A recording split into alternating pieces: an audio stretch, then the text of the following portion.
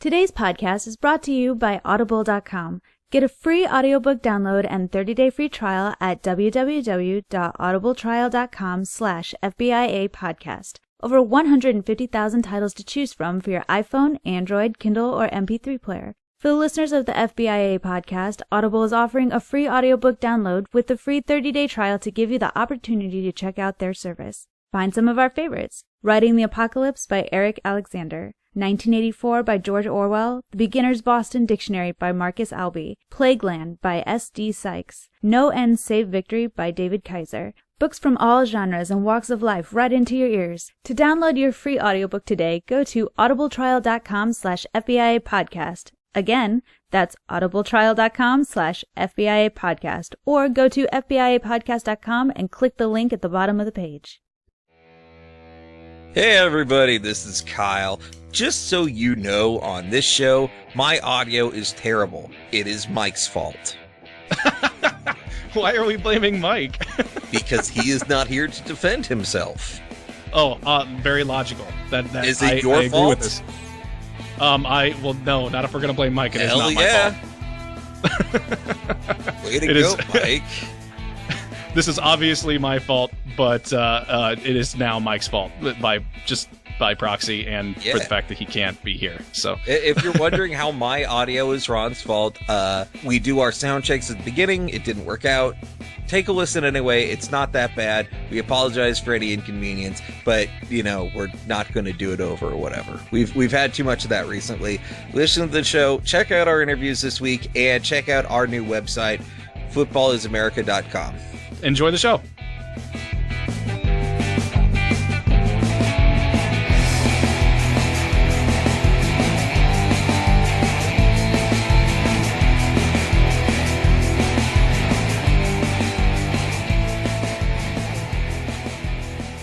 All right, hello everybody. Welcome to Football is America with Ron and Kyle. My name is Mike. Ron and I over here on the East Coast recording. We're here in Saturday. Well, we got Kyle visiting us from the past. We're doing a transdimensional football talk here. How you doing back there, Kyle? Fine. Your Friday still going strong? As far as I can tell, yeah. The rest of Friday sucked. Like you're not there yet. Don't even bother with it. I don't know if that's how Fridays work, but okay. Spoiler alert. How you doing, Ron? Good. Got a lot to talk about today. That's for sure. No kidding, man. What's going on with you lately, Kyle?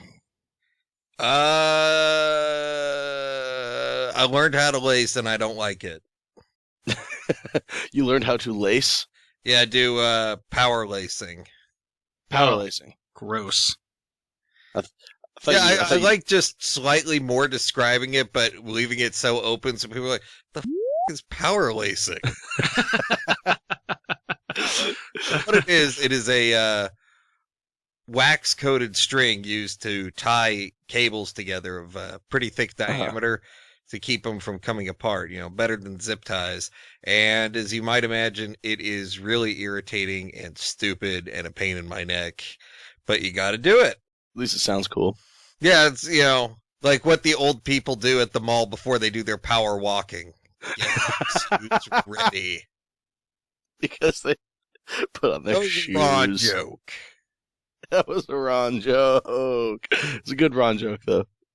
Well, yeah, because I told it. If it was Ron, it would be a real Ron joke. I mean, seal of approval, but, It's like saying, I only get my groceries from, like, North Korea or something like that. Like, you got some authenticity going there. You also have measles.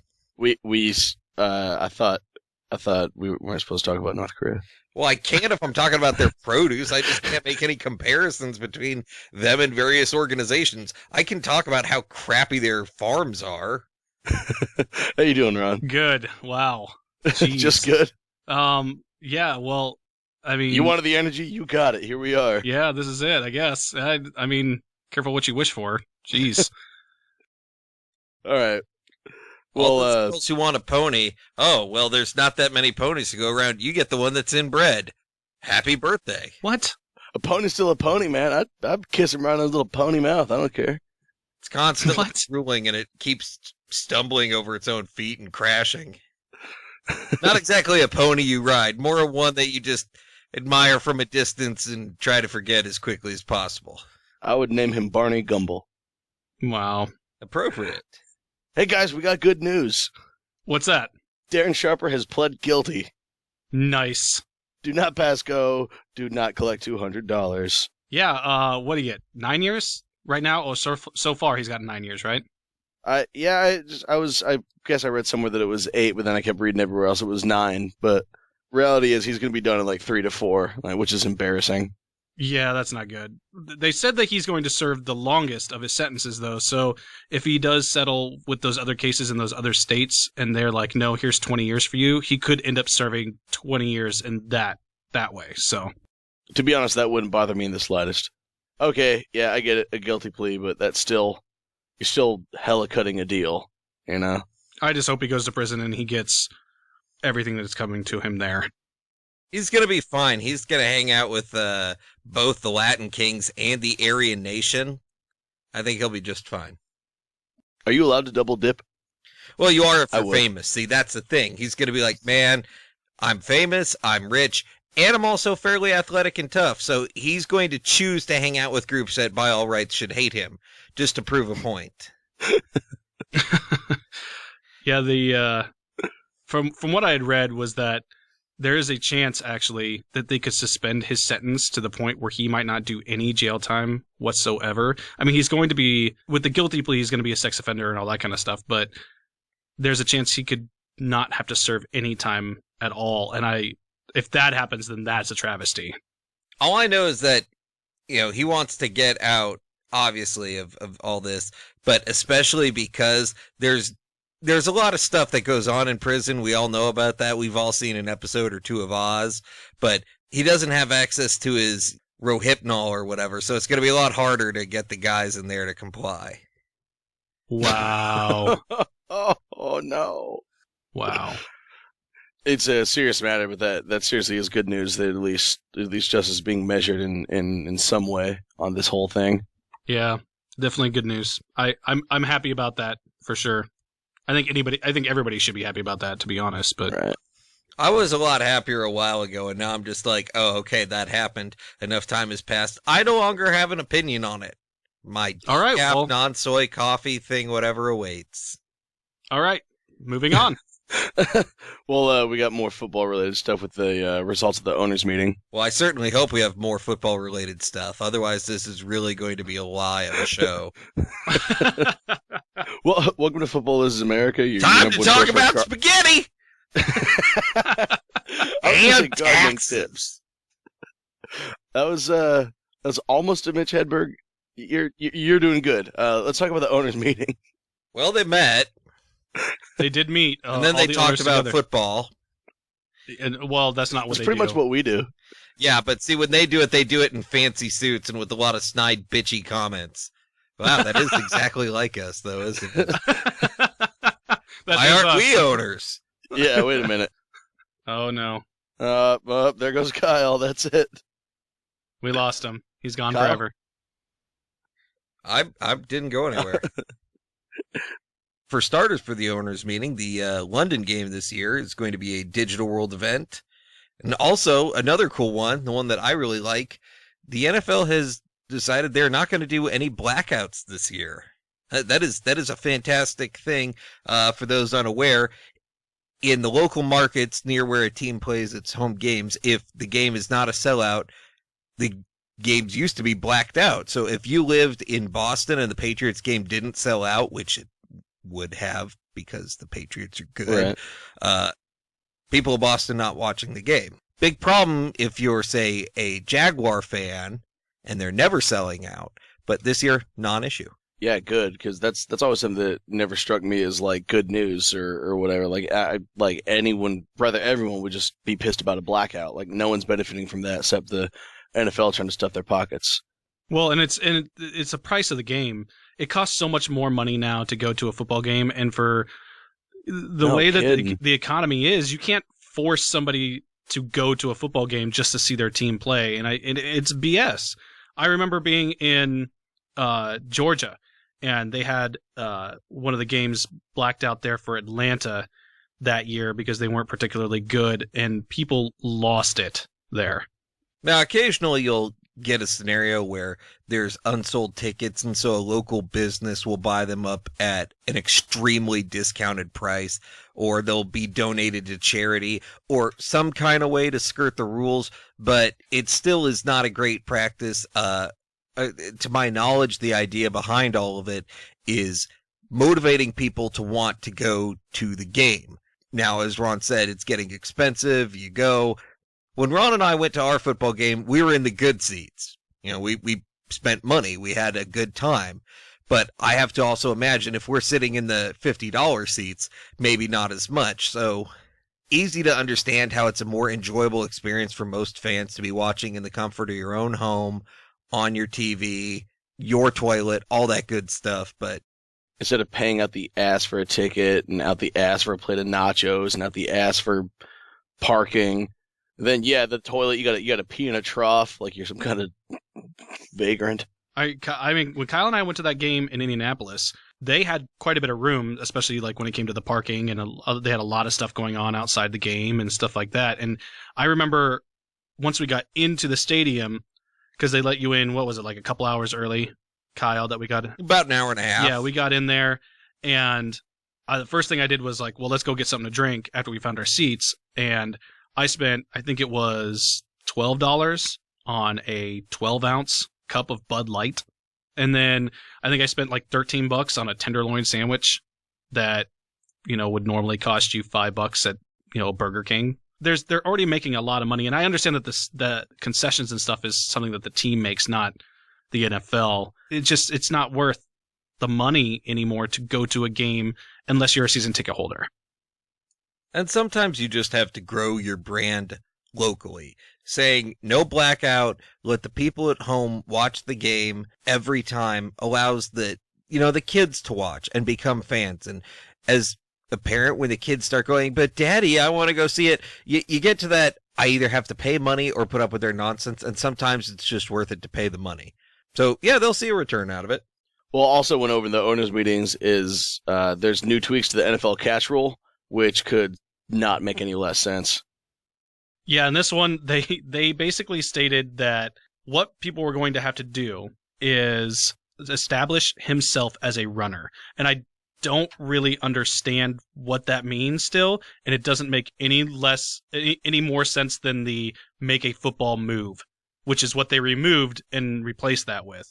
So Dean Blandino can hop on the TV and tell everybody about how great it is that they're defining what a catch is, but it's just, this is simple. I don't understand why this isn't simple. Like, if you catch the football and it touches the ground in the process of catching the football, then it's not a catch. If you catch the football... Well, yeah, but then you have the people going, well, what is the process of the catch? If the ball touches the ground, it is not a catch. Right. In the end. Yeah, but then you get that little argument of, well, he maintained control. The other team says he didn't. So you got to be really precise with all this. And the problem is, it's not a every time kind of thing. It's a case-by-case basis. And rather than telling the referees, like, look, here is the generalized ruling, but case by case, here are the criteria to look for to make an on-the-field judgment, that would be better. But that requires thought, and I guess the officiating, committee of the NFL just didn't feel like doing that, so they just had some more beans and stunk up the room and stunk up the rule book. It's not that hard. They make this way too hard. I remember it all came from a game. I can't remember how long ago it was. I read an article this week about it, about how some guy somewhere playing a football game in the NFL at some point caught a ball, and because he had his hand underneath the ball, even though the ball touched the ground, they ruled it a catch. And from then on, that's when they decided that they were going to start defining the catch. And this is what it has evolved into, when all it really needed to be was, did he have the ball in his hands before he went to the ground? Yes? Okay, well then guess what? It's a catch. Right. The end. Like, how is that hard? Like, when somebody catches a football and goes to the ground into the end zone and crosses the plane, is that a catch? Do they get a touchdown from that? I'm sorry, I was. I'd have to see the broadcast cameras. No, it's a catch. Yes. I mean, it's just, this whole thing is just ridiculous. It sounds like they don't have faith in the referees, so they're just making it a lot more simplified Not necessarily correct, just simplified, just so it's like, look, the rule doesn't have to be intelligent, you just have to call it correctly. And so they dumbed it down and made it easier for the refs to not have to think, which is really not a statement of support in my head. No kidding. Also went over the owners' meeting results was the NFL passed 5 new player safety rules. Well, one of them, I'm not sure if it could be considered new. I think it is more just definition. That one we'll get to in a second. But like they banned the defensive players from pushing teammates to the line of scrimmage when the offense is in the punt formation. I guess this was already happening on field goals and extra points. But I mean, this is at the line of scrimmage. This isn't like when somebody shoves a teammate into the punter or anything. So I don't understand that. I don't really understand what value that pushing your own teammate at the line of scrimmage has, other than maybe you like climbing him up to block a punt, maybe. But right. I could see that. They also prohibited offensive players from engaging in peelback blocks. All offensive players, which is great because this means that they'll no longer be allowed to do the whole pull from the guard position all the way around and dive it below the waist and take a guy out at the knees. That's good stuff there because it's now that you can't hit anybody anywhere on the football field. You know, we're really evolving as a sport here. They also gave receivers defensive player protection when a pass is intercepted. So I guess that means that now you literally cannot touch a wide receiver until he has caught the ball and has established himself as a runner and is now moving upfield in that process of the catch, making football moves, as Dean Blandino has told me on the television. But wait, but getting intercepted, that's the defense making a play, so how can receivers be a defenseless player with the interception because now they're defensive? See how confused you are right now? You see how confused you are right now? Seriously? That's exactly my point. What this actually is it's just like when a receiver is going up in the air to catch the football, you cannot mash him while he's in the middle of the air as defenseless receiver. They're basically doing the same thing, but for defensive backs or anybody else going up for the football. Well, that's dumb. Yes, that is what they're doing. I just was trying to make a really, really terrible joke, and I did poorly at it. So moving on. They also made it illegal for a running back to chop a defensive player engaged above the waist by another offensive player outside the tackle box. So basically, if they're outside the tackle box, defensive player is still being blocked up high by a offensive lineman or tight end or something. A running back can't come sprinting over and take him out at the knees at the same time and do a high-low on him. And that's good stuff because that's player safety stuff that I agree with there. The most important thing that they got to was they are now going to allow an injury spotter to stop the game if the player appears to be suffering from some kind of brain trauma, which is good stuff because like everybody watched the whole Julian Edelman thing, and one that I think is glaring to me was the Ben Roethlisberger hit that he took in that playoff game last season, and this is one that definitely needs to be taking effect. But what I want to know is, like, why was this not already a thing? Like, me being pretty new to actually, just paying attention to football as opposed to just being vaguely aware of it, that always kind of occurred to me that, like, oh, that guy's dying, we should stop playing football and help him not die. I thought it wouldn't have any reason for that. It was just my brain's like, well, clearly they've got a safety guy on the side of the field. How could you not have a safety guy on the side of the field? And then the NFL just now says, we didn't have a safety guy, and I'm just going, really? How many years have you been doing this? Really? Like, the Army's been doing this kind of stuff for a while, and the Army is slow to catch up with the times. So. I mean, you're so worried about concussions and everything, and this wasn't something that you already had in place when you first started really making steps towards eliminating the concussions thing? Really? Like, yeah, seriously. This is one more glimpse into what is the confusing and borderline incompetence of NFL brass. No kidding. Like, this isn't professional wrestling.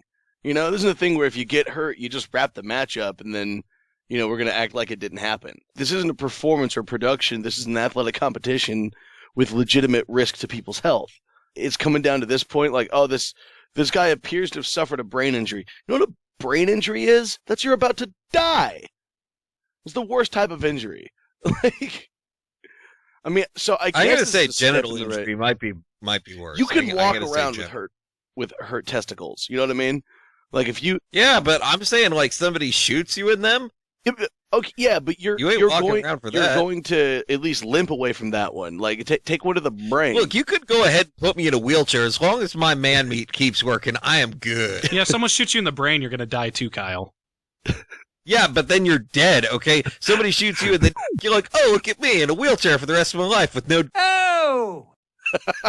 I'd rather die. That's not what I'm going to say. I'm not going to want anyone to look at me. You're the weird kid in the Sandlot or whatever, the guy that nobody wants to go deal with his house. That's what's going to happen because they didn't have a spotter and somehow that led to shooting in the... Think fast! And wow, that is off topic. Don't ever change. The last thing from the... No, this isn't the last thing, but also, in addition to everything going on with the owners' meeting, was all replay proposals have been voted down, which I think everybody in the world is going to say that this is baloney. I think, like, people who don't care about football at all, you can, like, we can ask any individual about this, and everyone's going to say, like, yeah, this makes no damn sense. Listen, baseball has their cameras on the foul lines. Yeah. All right, there's cameras on the goals in a hockey game. Yeah. There's cameras on the goals in a soccer game. I'll preach, brother. There's cameras on a freaking backboard in a basketball game. So you're trying to tell me that we can't put 4 cameras on a football field, 4 fixed cameras that show the goal line and the out of bounds lines. That's not possible. Well, Dr. Stingy Butt Wrench of the Giants said that it would cost too much money. It would cost too much money to buy 4 cameras. I'm not saying I agree with it. I'm just saying that's what the genius said. Hey, I'm the owner of the New York Giants. I can't shell out money for 4 cameras. But you expect your stadium going patrons to shell out $12 for a mediocre sandwich. Weirdly, in a very strange moment of clarity, I decided to agree with Bill Belichick on something. He came out and said, we spend money to send the Pro Bowl to Brazil. We spend money to go overseas to London, but we can't spend money to have 4 cameras in the end zone. 4 cameras to help determine the correct call in the end zone on certain plays. And I agree with him in this one. I mean, Well, of course Bill Belichick wants more cameras. And I heard the report that he exploded on Dean Blandino and other league officials in an office, and the yelling could be heard from outside the office. And all I'm thinking is that couldn't have been him because Bill Belichick doesn't have emotion. Yeah, exactly, right? That had to be something else. Or maybe the horrible chitinous insect that pilots his soul. And also, Ron, you just totally bypassed the whole, of course Bill Belichick wants more cameras, nothing. That joke's been made so many times already, but you've got to keep making it because it's still true. Well, the last little thing I have on that is that the NFL's officials during the game still do not have access to the broadcast camera angles. I have a little thing on that. Why the not? Well, they don't because they don't. Like, I don't. Hang on. That's not the why. That's just saying it again. I'm honestly, legitimately, and this is something that even before the show, before I ever thought that I'd be a person to give a damn about football, this conversation has come up before, and I've been paying attention to it. That wait a minute, the NFL, the referees don't see what we see on TV when. What we see on TV is specifically engineered to be the best damn view of the football game. So the people who are actually determining what happens on the field don't get to see that. Why? I'm sure that there's got to be something they can look at out there that will have the broadcast angles, but we just decide not to share that with them? I don't know the reason. I've looked all over for the reason. No one has ever officially said the reason. Like, how does this better football? Well, especially because you're sitting there in the stands, and you're watching them show the replay of whatever happened on the Jumbotron, and the crowd reaction is oftentimes they'll be like, oh, dude, come on. That was clearly, pass interference. What are you doing? And then the refs will get up, nope, not going with the actual call. I saw something else. And then everybody's like, how do you get to that conclusion? This is how. They've got terrible cameras, and their brains are made out of cotton candy. So, hey, the NFL is trying to get more games into other countries, you guys. That's kind of what I was touching on earlier. Is that well, yeah, but more like live games in they want to do Brazil, China, Germany, and maybe also Canada. Yeah, but why would you go to Canada when they already have their own league? They have their own toys. They can get bent. No, Ron, you're missing the point. You're missing the point. See, what we're doing is we're taking our vastly superior product and we're rubbing it in the faces of other countries. Like, look, you can see, but you can't touch. Go back to scratching in the dirt, peasant. And then away we go. But I don't want them to take an NFL game to Brazil just so they can test out and see if the Olympics are going to work there next year. Right. Because that's all they're doing. They're going to take a game to Brazil and be like, oh, we're going to play this game in Brazil, so that way we know how many people are going to die when we bring the Olympics here next year. And they're just doing it because Tom Brady's wife is something about Brazilian and German, and there's a World War II joke in there somewhere, but I just can't dig it out. No, she's just a German that gets a Brazilian. There's a difference. Nice. Wow. Good for you. And all right, and I bet she eats her fancy dinners off of China. No. Hypothetical. Okay. NFL goes to Brazil, it's well received. Go to China, well received. Germany, well received. Canada, well received. And all of a sudden, it's being more than just the Americans out there doing the thing. Would we have to change our names from Football is America? No, because then we go ahead and remind those smelly, terrible people who's in charge around here. Yeah, China's full of commies, child labor, and rice. That's not America. That one caught me off guard. Yeah, we don't have rice at all. We have French fries and corn, or freedom fries, if you care. That's yeah. You don't see France on this list, do you? Because they know where their place is.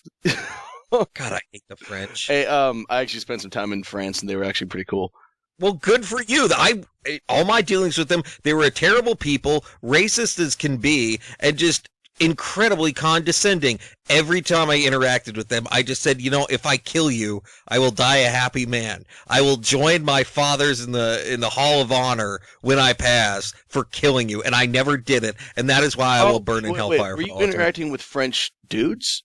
Unfortunately, yeah, because I was in NATO. And all right, never mind. That all makes sense. Yeah, I went to Marseille, and long story short, without getting too off topic, the French women actually love American dudes like us. Like, we talk from the back of our throat, and like the American accents, all like I was the exotic guy. Like that was pretty fun. But more on point is, I just got to know, would anyone overseas really give a damn about the NFL wanting to play in their country? Other countries will want it because it's money for them if it's at their stadiums and stuff like that. Yeah, I mean the consumer. Well, yeah, the consumer. Here's the issue with that, all right? Somebody's going to have to give up a home game, right? So not only do you have a team who's giving up their home field advantage, but now you have both teams having to travel. Somebody's traveling on a short week, most likely, in some way, shape, or form. And your fans are going to be pissed because they're giving up a home game that they probably have season tickets for in order for that game to be played. So now are they going to get some of their money back for those season tickets? Hell no. No one's getting their money back. I tried getting my money back for what the Chicago Bears did to me last season. They told me to get bent. Those people are just out that home game unless they fly to that place where their home game tickets will work and watch the game in that country. And do you think the NFL is going to front the money for their plane ticket to get to that country and all the passports? No. So yeah, consumers will care because somebody's going to lose out. I agree with spreading the magic that is professional football, but I don't agree with doing it in a way that takes away from consumers and the overall product, and that's what they would be doing in this event. Well, I still think it's kind of a nice thing, depending on how they do it. It could be fun. There's definitely some interest in Germany that's building, and I think part of it is the NFL is trying to expand its genetic makeup a little bit. You got a few German guys in the league. I think maybe one Chinese guy. I don't know. Hey, and there's one more rule that got passed, fellas. Lay it on me. It is, what? Lay it on me. Oh, I thought you said edamame. I'm like, that is... What? Edamame. What's that? Saying what's in the room now. Really all right. Funny. So anyway, yeah, stadiums that have retractable roofs that begin a game with the roof closed can open the roof if inclement weather has cleared by halftime. Oh, that's pretty cool. I didn't realize that wasn't a thing, so that's neat. It had been to where you could close the roof due to poor weather, but could not open it up due to weather improving. That could definitely play a factor in some games. Ron and I went and saw Peyton Manning play in Lucas Oil, and for the first time, Peyton played in Lucas Oil with the dome open and the window open. Had never been done with him before. That's not how he liked it, so it was kind of a waste. And yeah, they screwed with him by doing that. So you could see teams get up and then at half, all of a sudden, open that up, make it harder for the other team's quarterback. So could there be strategy involved? Maybe, but it's just a cool thing for the fans. When strategy gets down to the point of trying to control the weather, like I think I think at least we can give. Yeah, that's some James Bond supervillain stuff. That's rad. I think at this point we should just allow the refs to look at the broadcast footage. We've got some player and coach news too, and this is really cool that the Vikings have signed a descendant of the actual no kidding around, true to history Vikings. All right, I'm going to try and pronounce this name for you, and I'm going to be really, really bad at it. All right, good, because I totally didn't want to. I actually have been practicing this all day, and there's no pronunciation anywhere online. So, it's Babatunde Ayagabusi. That is how supposedly you pronounce it. That's how I heard a guy on ESPN pronounce it. You're saying that this guy is a descendant of Vikings, but that does not sound like a Norwegian, Scandinavian sort of name. He is Polish. Have you seen a picture of this guy? Hang on. We can say that maybe his name isn't reminiscent of the Vikings in the exact way we'd expect it to, but his physical appearance is pretty much it. Dude, this guy is giant. He played for the Warclaw or Rowclaw Giants. It's Rowclaw Giants of the Polish American Football Leagues, because some countries have American football leagues, and this guy was a offensive tackle and defensive tackle for his team. 6'9", 406 pounds. 406 pounds is what his playing weight was. He's currently right now 351 pounds is what it said. I actually had the weights wrong written down here, but he was 406 pounds at his playing weight, and he has come down to 351 to be signed by the Vikings, because there's an actual rule based on, total weight tables for the NFL. But with 351 pounds, he has only 13% body fat at 351 pounds. They call him a giant and a wonder of nature. Yeah, no kidding.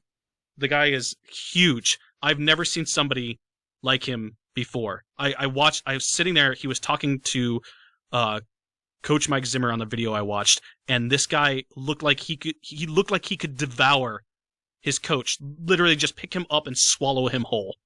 We got related news actually to because the Vikings actually signed a Viking.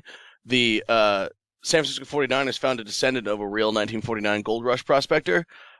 This guy's 5'4", 220 pounds, with a dirty, scraggy beard down to his belly. Well, the season has saved you guys. The Detroit, no cause for concern. The Grapefruit Joe has been found. We're going to play some football with his little banjo. And the Detroit Lions have actually signed an actual goddamn lion. So what? Yeah, all the other teams took a cue off of the Vikings. They're actually going to hire people that are true to their mascots. So the Niners have this whiskey drinking. Makes it really unfortunate for the Browns, doesn't it? Ron deleted it. Am I not allowed to make the same joke? We're not going to go there. I deleted the other thing you wanted to say, and I'm not going to let you do it. That's a legitimate team. Nope. Okay, Ron, I'll drop it just for the sake of the listeners. Just imagine like that joke we were doing about the Vikings hiring a Viking and the Detroit Lions hiring a Lion. Imagine like the worst one that we could do, and that's why Ron doesn't want me to do it. All right, we're moving on to the Bears. Yes, go ahead. The Bears signed troubled defensive end Ray McDonald. At first, Ryan Pace came to George McCaskey, said, "Hey, I want to bring this guy in." George McCaskey said, "No, absolutely not." Then when Ray McDonald heard from Ryan Pace and he said, "Sorry, I can't," boss said no. Ray McDonald actually called and asked if he could meet with George, and he said, "Yeah." He said, "Yeah, I'll hear what you have to say because I'm sensible in some way." So they meet, and he said that he sat here and he talked about his motivation, walked me through every single incident that he's had, told me what's going on with everything, told me where he's at in his life with it, and how he wants to move on past it and progress as a person and as a player, and he wants his career to continue.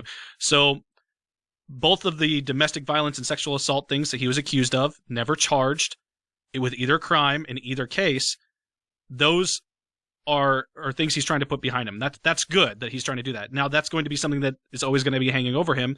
But the Bears did the right thing when they signed him by putting him on a deal that's very similar to the Greg Hardy thing by putting him on basically a pay for play per game type deal. And if he doesn't have any incentives like Greg Hardy does, but if he messes up at all, they get to cut him and reclaim any signing bonus that he got.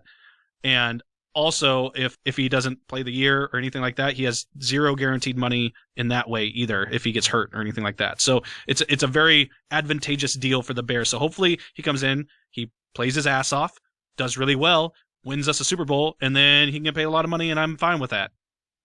He wins you a Super Bowl. Well, with what? His magical fairy dust? I don't know, man. Like, that's a sort of LSD fantasy that you're talking about, right? You now. have a show you're trying to create with Tim Tebow and Johnny Manziel as the two Dukes of Hazzard and Vince Wilfork as a barbecue restaurant owner. Yeah, it sounds badass. And you're talking about my LSD fantasy times. Look, okay, me getting Tim Tebow Dukes of Hazzard Nerd is fight. infinitely more possible than the Bears winning the Super Bowl this year. Nerd fight, nerd fight, nerd fight. You're such an Get him. Yeah, would you disagree with that previous statement? I will not. Yeah, because that's the sort of thing. Vegas won't even take your money. If you go up and you put it all on the Bears, I've been huffing ether. They're going to turn you away because they're like, no, dude, that's not even fair. All right. You win the over/under on that one. Get a whole roll of quarters. Like, yeah, who's got laundry? There's a decent chance, one person in the NFL is going to be like, you know what? Let me pass this idea along. All of a sudden, I'm getting phone calls. We want to make this happen, Mr. Frank. Hell yeah, you do. I'm going to go ahead and spend that advance money on drugs because I want to fit in Hollywood. Kyle, will you tell what's going on with the Colts? Oh, yeah, they decided to not do stuff, and so that's by, not signing the GM, the head coach, or the quarterback to extensions, creating a lot of doubt.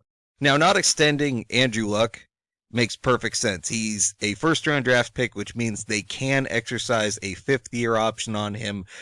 They're going to because it keeps him around for cheap, and you can tell they're going to by the way they signed people in free agency. So that one's fine. Ryan Grigson, not a lot of data on. Actually, I think he might have signed a one-year extension. I was just reading a little about that right before we got on. Not confirmed, though, just unsubstantiated. Chuck Pagano, however, definitely turned down a one-year extension, so he is betting it all on improvement this year. Is this Super Bowl or bust? No, I don't think so. But I think that he knows that he has to improve his run defense. He called it his Achilles heel, and he said, if we don't improve it, someone else will. So I don't think there's necessarily a heck of a lot of doubt that he'll be re-signed. It's just what are going to be the terms. Well, also you get the advantage of playing not only in the AFC South, but in the AFC in general. There's not too many teams that we would say are the big threat to the Colts. They're, as it stands, they're with Andrew Luck alone and his supporting cast on offense, they are pretty much a competitor for the playoffs. I would say that in this instance that if they don't get past that 11-5 mark, then they might start worrying. But even if they go 10-6 and he gets them deeper into the playoffs, I think he's fine in that realm too. I think it all depends on how the season ends. Like, what is the perception? Because the Colts have been able to have some great wins on the year, but they're also able to get some losses that are just really confusing, 21 or more points a couple of times each and every year. So if they can condense their losses down to like 7 to 10 points, that's at least showing improvement. My biggest frustration with Chuck Pagano is sometimes the team is out there, everybody is playing perfectly. The assignments are correct. The guys have energy and they have this attitude like, we are the big bullies on the playground and there's nothing you can do. And it's brutal football to watch. And then sometimes it's the complete other way around where they don't look like they care. Nobody's trying hard. The coaching is bad. And you just don't know how to rationalize that. If he can stop that, at least, I say keep him around another couple of years, because that is like, how do you get a shutout against the team one week and then get your ass handed to you the next? I don't know. Colt football, I guess. All right. Well, We can move on to the NFL proclaiming that the Falcons and Browns are facing all kinds of punishment for the Falcons pumping in fake crowd noise, and the Browns were texting to the sideline. The Browns, I can't remember. I think it was the GM texting to the coaches down on the sideline. I don't really know what exactly the advantage was there. The Falcons pumping in the crowd noise, that's just a big-time no-no. It's been a big-time no-no since the Colts, I think, were the first ones to get busted doing that, right?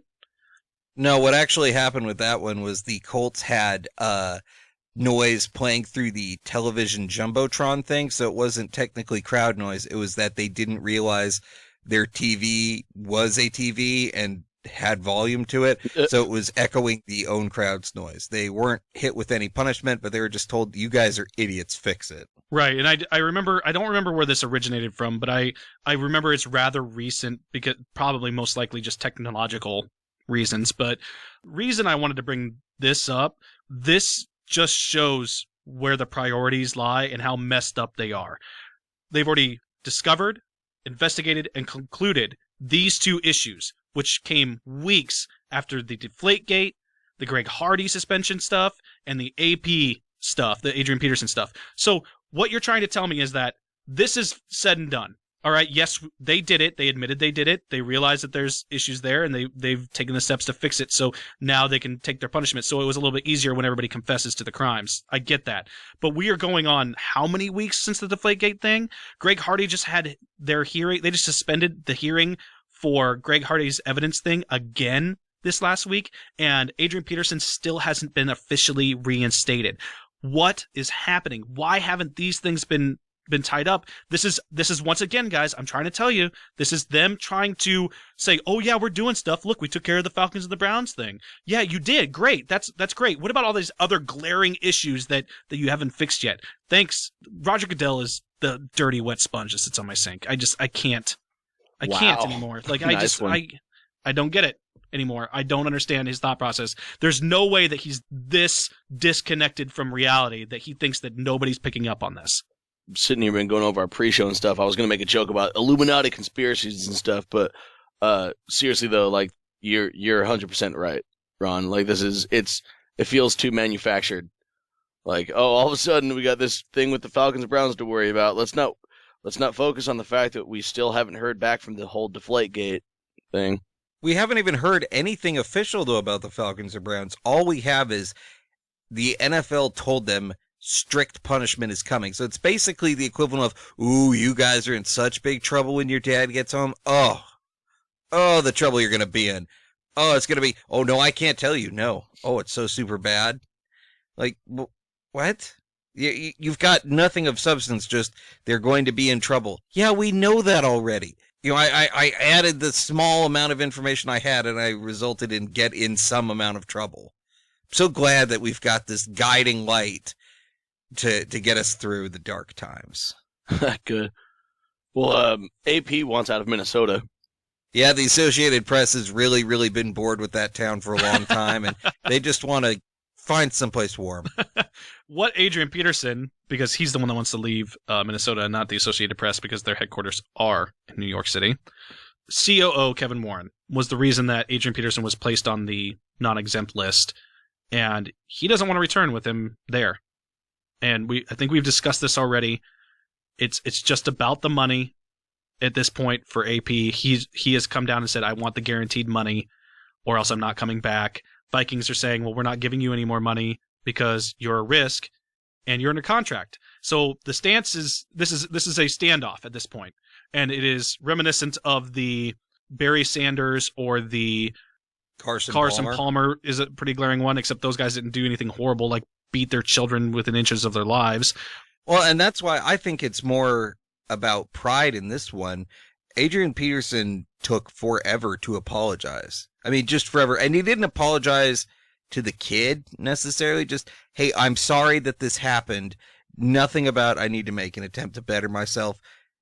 I've felt for a long time that he feels betrayed by the team, that they should have had his back no matter what.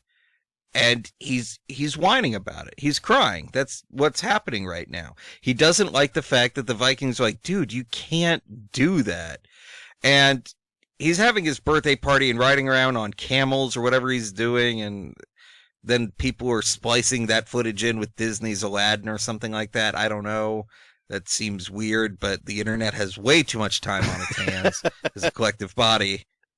So, sure, why not? I mean, cocaine's a hell of a drug. Adrian Peterson needs to shut the hell up and play ball. It's not that big a deal. The team will let you back. They're not going to trade you. I think the Vikings would be more than happy to go ahead and essentially pay him as little as possible, fine him as much as possible for not showing up, and saying, fine, go ahead and Carson Palmer this thing up. We'll trade you eventually. We'll get a first-round pick for you or something, and your career will essentially be over. So my question, Kyle, is do you think he's going to be part of the Minnesota Vikings? Do you think he will play for the Minnesota Vikings next year? No, I really don't. I think he's stubborn enough. It's been long enough that he could have redacted at any point, but he's sticking to his very stupid guns all the way. So the Vikings are getting to a point where they're like, look, we're just going to get your replacement. There's a whole lot of running back talent in this draft, so why not just draft a new guy and be like, you know what, I don't care. If I was in the Vikings, I'd just cut him. If it came down to it, just like, you know what, you're not worth the roster spot. You're cancer. Go be cancer somewhere else. Just because you want to show how big your cojones are, which I believe is Mexican for bird fruit. I would totally cut him just because I could be like, hey, we have a 6'9", 351 Viking, so I'm not really, we're not really concerned about you right now. Make them fight to the death, and if Adrian Peterson wins, then you give him whatever he wants. Adrian Peterson gets a gun and a sword. We'll see how that works out. We'll hook our Viking. Well, he can always fall back on track. It's unfortunate, Adrian Peterson has some money, but he's not as financially secure as a guy like Jake Locker. Jake Locker, he retired after 4 years, earning all that money due to the lawsuit with that film company, because as we all know, Jake Locker is the original Hurt Locker. Well, all right, You f***ers with your disappointing reaction to that one. That was so freaking clever. And you're like, right. Sorry, man. I swear to God, I hate you both. I'm sorry. I was half paying attention to what you had going on, and the rest of it trying to move into the speed round. We've got 5 minutes left. We still need to do the speed round. Ron, do you think we're going to have to cut out the opinion piece? No. We'll go a little over time, but that's okay. I will get fancy with editing. All right, cool. Kyle, I didn't mean to sandbag you. Do you want me to just laugh right now? I did, Kyle. I meant to sandbag you. I did. Well, I heard the whole thing. I thought it was funny, and I didn't laugh on purpose. Dude, what was even funnier, though, is that I'm half paying attention, and all of a sudden I just hear Kyle go, you f***ers. Like that. Like that totally cut through me not paying attention. Thank you for all the censoring beeps I get to put in this one, guys. I appreciate it. I'm going to get real creative. Well, you're going to cut this entire part out completely, right? Yeah, he is.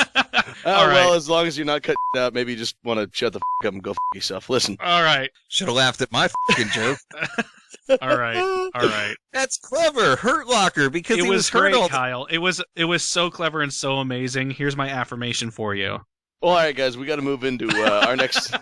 Gonna move on to our next segment, the Football is America Speed Round. We got a handful of topics here that just not really worth going over 1 minute each. And so I'm sitting here with the stopwatch on my phone, and I'm gonna read the sentence there, and whoever's gonna start talking about it, whatever, you got 1 minute, and then we're moving on to the next. Are we all clear?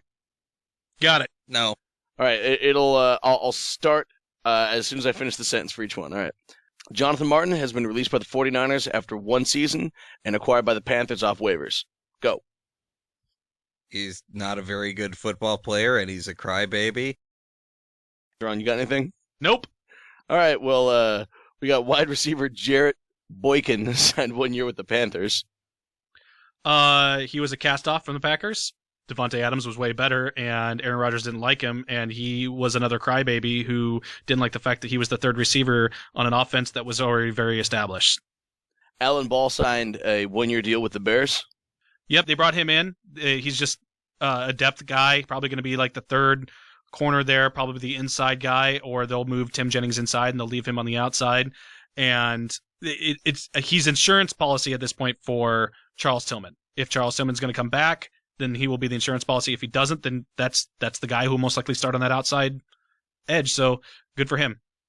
All right, linebacker Casey Matthews is signed with the Vikings.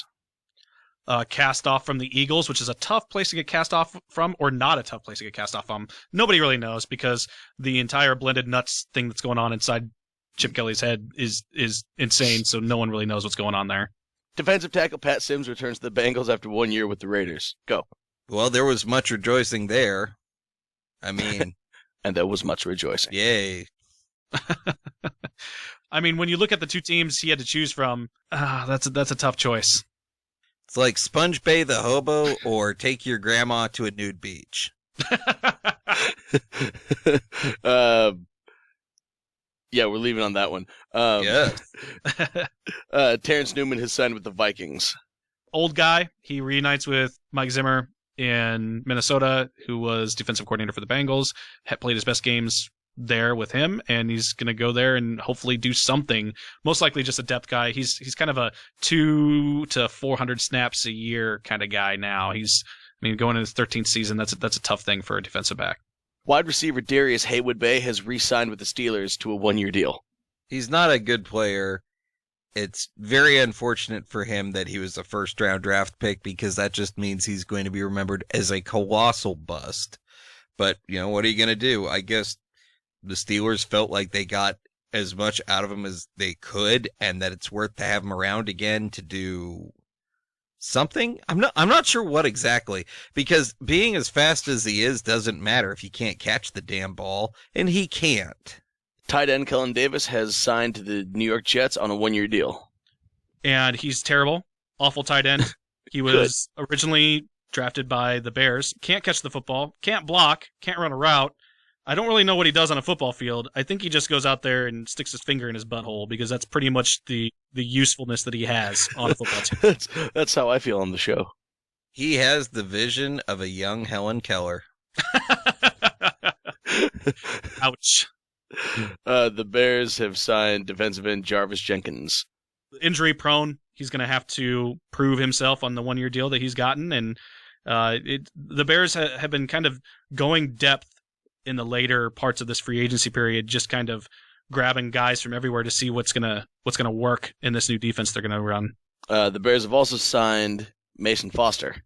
And this was somebody that I wanted to bring up because of Sander. When we talked to Sander Phillips from the Bucks, he was the one that proclaimed that Mason Foster would definitely be gone, and he was right. And he went from Lovie Smith's new team to Lovie Smith's old team. So let's see if the Bears can get something out of him, and I'm hoping that they can.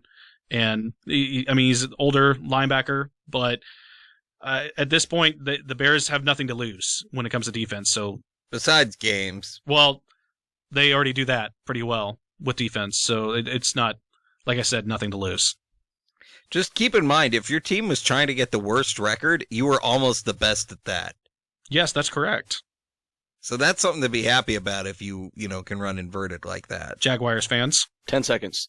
No, next thing. All right. Defensive back Taylor Mays is signed to the Vikings. This is another depth guy, another guy that played for Mike Zimmer. Real good defensive back, safety / kind of a linebacker type. He was a linebacker with the Bengals, then he was a safety with the Bengals, and he was back to linebacker, kind of that in-between kind of guy. He's really tall for a safety, 6'4", so it's going to be interesting. He's very productive in special teams, so that's probably why they wanted to bring him in there. Defensive back Deveron Carr has signed to the Colts after performing well at the Veteran Combine. Yeah, he's been around the league a little bit. Undrafted rookie free agent, went to Tampa, got around a few places, never really did much. Looked good at the Veteran Combine. The Colts are taking a flyer on him. Maybe to just be a camp body, though. It's still good that at least one guy got signed off the Veteran Combine, so it was worth it. Yay. Well, if nothing else, he might be able to make a practice squad with the exposure that he'll get. Somebody will pick him up on a practice squad deal, hopefully. And that pays money rather than not getting paid money to play something else or having to go play in the godforsaken arena football league. I don't know why anybody would want to do that, but because it's better than driving around an ice cream truck. That is correct. It is definitely better than that. Thank you. Except if you're driving around the ice cream truck in the summer, it's all cool. Yeah, that's good times. All right. Linebacker James Harrison is continuing his ageless NFL career at the ripe age of 37. And with the Steelers again, no less. So He might be taking a starting position at that, which would really, really be impressive. Alex Mack will be ready for the Browns off-season camps. That's huge. Yeah. Huge for the Browns. As soon as he was gone, that team nosedived. In my opinion, losing him was the reason they didn't make it to 800. Definitely a huge factor in not making the playoffs. They really need this guy back. They also need a lot of other things. Moving out of Cleveland might also help. Worked for the Ravens. Well, good. To wrap this up, we got wide receiver Santana Moss, awesome name, is still out there looking for a team. And the reason I wanted to bring him up was because I think he's a little bit of a sleeper of a free agent.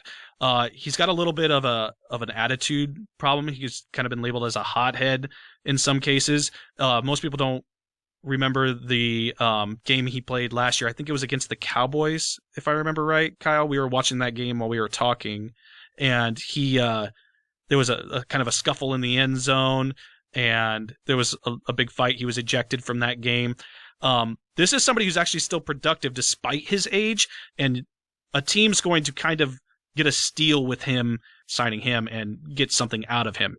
All I know about this dude is, like, since the 2008 Madden, I'd play a season, and he'd be, like, the top wide receiver available in free agency.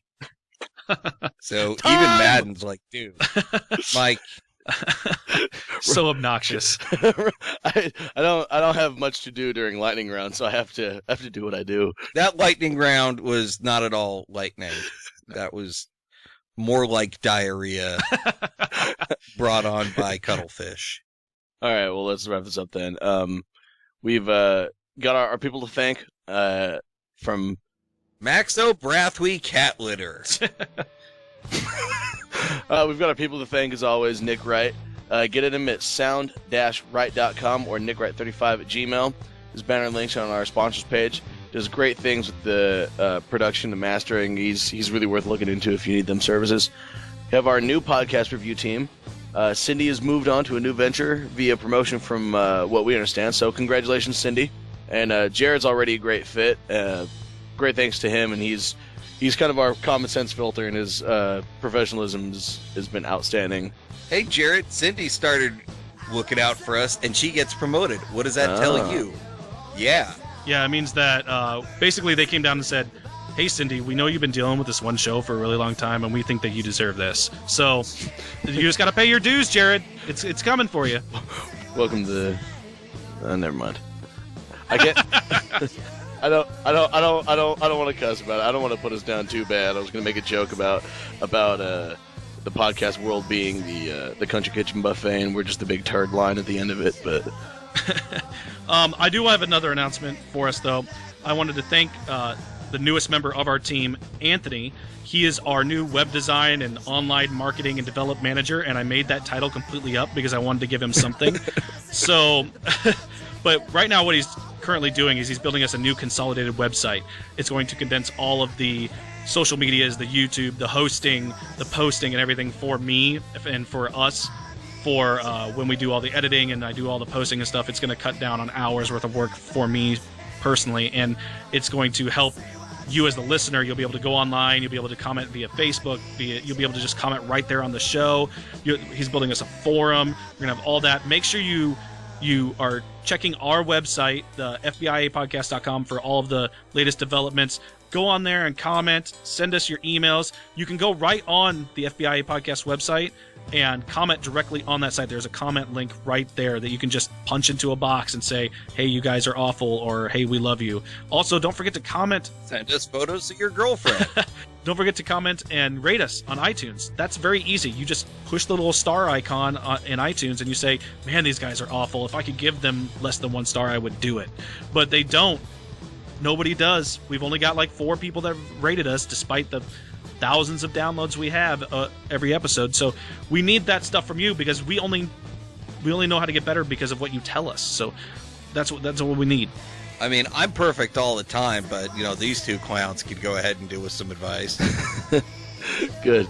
Wrap up our thanks here with, as always, the listeners. Like, you guys are, actually why we're damn here.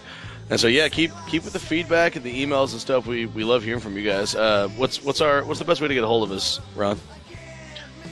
You can email us, fbiapodcast@gmail.com. You can get us on Twitter @FBIApodcast, Facebook.com/FootballIsAmericaPodcast. You can get us at FootballIsAmericaPodcast@gmail.com, or go to our website and click the links there. There's lots of email links, comment links, forum links, all that stuff there. You can also get us on Reddit now. We have our own subreddit, believe it or not. I'm gonna look into that because I'm not sure that we actually have our own subreddit. Like I'll look into the Reddit thing and I'd like to moderate that if that's cool. Is Reddit a type of cheese? I don't know. No, that's Reddit. Thank you also to all of our military members, our vets, our public service people, police, fire, etc. We love all of you. We appreciate all of you. You're a big part of our fan base, and of course are very appreciative to have you as our listener.